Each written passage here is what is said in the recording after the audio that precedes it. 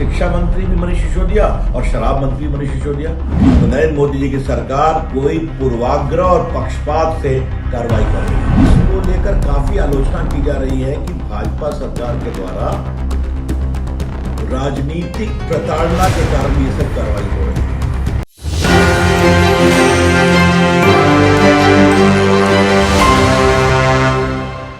नमस्कार, मैं प्रीति दयाल और आप देख रहे हैं 1 न्यूज़ 24। लालू परिवार पर बड़ी मुसीबत आ पड़ी है। जी हां, आज सुबह से ही ईडी की छापेमारी चल रही है। चाहे वो लालू प्रसाद यादव के करीबी हो या लालू प्रसाद यादव की बेटियां हो, सभी के ठिकानों पर ईडी की छापेमारी चल रही है।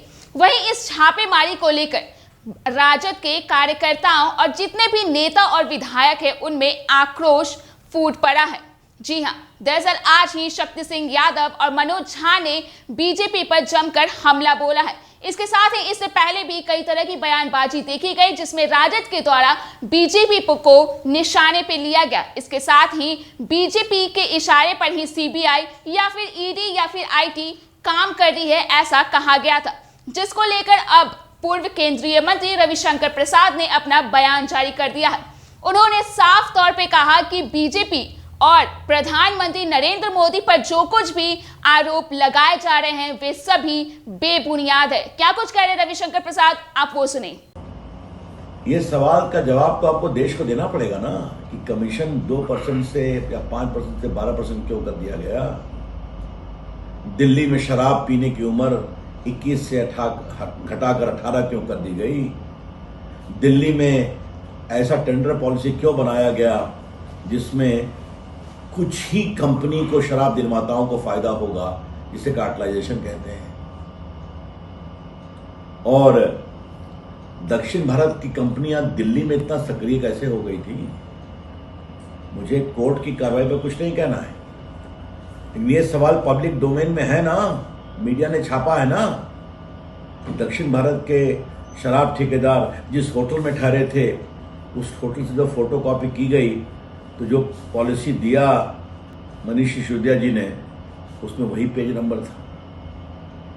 और ये देश में तो कमाल हुआ है कि पहली बार शिक्षा मंत्री भी मनीष सिसोदिया और शराब मंत्री भी मनीष सिसोदिया। तो काफी सवाल हैं और बड़े गंभीर सवाल हैं कि हैदराबाद दिल्ली लिंकेज क्या है। वो अपोजिशन की यूनिटी नहीं थी, वो भ्रष्ट लोगों की एकता थी। इसलिए ये बिल्कुल बेबुनियाद बात है कि नरेंद्र मोदी जी की सरकार कोई पूर्वाग्रह और पक्षपात से कार्रवाई कर रही है। आपका देश के सामने ये सच्चाई दोबारा आए। लालू जी रेल मंत्री थे तो 2 महत्वपूर्ण घोटाले हुए। मैंने महत्वपूर्ण कहा, और भी होंगे। रांची में रेलवे का होटल था, बड़ा होटल था। भुवनेश्वर में भी रेलवे का होटल था। ये सब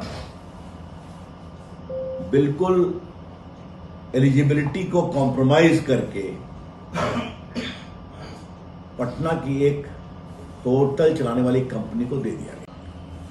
आज लालू प्रसाद के परिवार पर कई संपत्तियों को लेकर रेड हो रही है और उनके सहयोगियों के ऊपर भी रेड हो रही है। इसको लेकर काफी आलोचना की जा रही है कि भाजपा सरकार के द्वारा राजनीतिक प्रताड़ना के कारण ये सब कार्रवाई हो रही है। तो कुछ रिकॉर्ड को स्ट्रेट करना बहुत जरूरी है। लालू प्रसाद जी चारा घोटाले में कन्विक्टेड हैं, कई सप्लायर्स कन्विक्टेड हैं, कई ऑफिसर्स कन्विक्टेड हैं।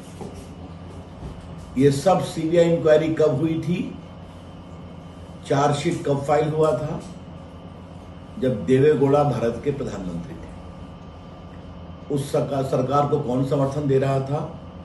लालू प्रसाद जी की उस समय की पार्टी। लालू प्रसाद जी मुख्यमंत्री रहते हुए उनका बेल रिजेक्ट हुआ, तब उनकी पत्नी राबड़ी देवी को मुख्यमंत्री बनाया गया। ये कब हुआ? जब देवेगौड़ा प्रधानमंत्री थे और बाद में गुजराल साहब प्रधानमंत्री बने।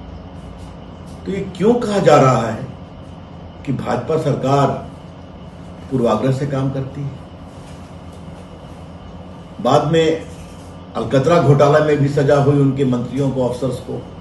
तो आपने रविशंकर प्रसाद का वो बयान सुना जिसमें उन्होंने साफ तौर पे कहा कि बीजेपी पर जो आरोप आरजेडी के नेताओं द्वारा लगाए जा रहे हैं वे बुनियाद है, वो पूरी तरह से झूठे हैं। आपको बता दें कि पिछले दिनों सीबीआई द्वारा राबड़ी आवास और दिल्ली स्थित मीसा भारती के आवास पर भी सीबीआई के द्वारा छापेमारी की गई थी, जिसको लेकर बीजेपी को ही निशाने पर लिया गया था। लेकिन अब उन सभी नेताओं की बोलती रविशंकर प्रसाद ने बंद कर दी है। इसके साथ ही लालू यादव से जुड़े जितने भी पिछले दिनों में मामले सामने आए थे उसे उजागर करते हुए सभी मामलों की चर्चा की और आरोप को बेबुनियाद बता दिया है।